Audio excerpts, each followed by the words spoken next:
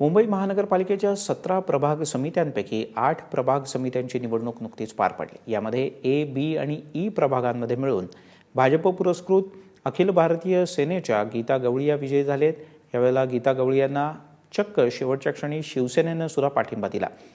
इतर प्रभाग समित्यांवर शिवसेना भाजपच्या अध्यक्षांची बिनविरोध निवड झाली आहे।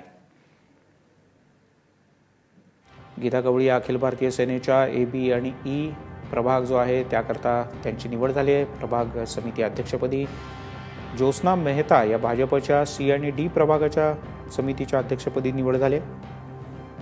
प्रल्हाद ठोंबरे शिवसेनेचे एफ दक्षिण आणि एफ उत्तर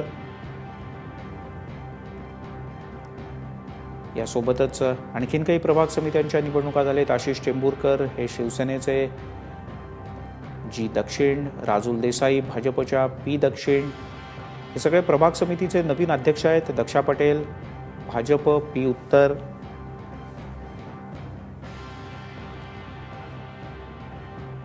कमलेश यादव भाजप आर दक्षिण,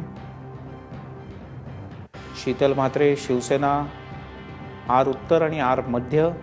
8 पैकी 4 ठिकाणी भाजपचे उमेदवार जिंकलेले आहेत, तर 3 ठिकाणी सेना आणि एका ठिकाणी अखिल भारतीय सेना। या सगळ्या बिनविरोध झालेल्या निवडी आहेत।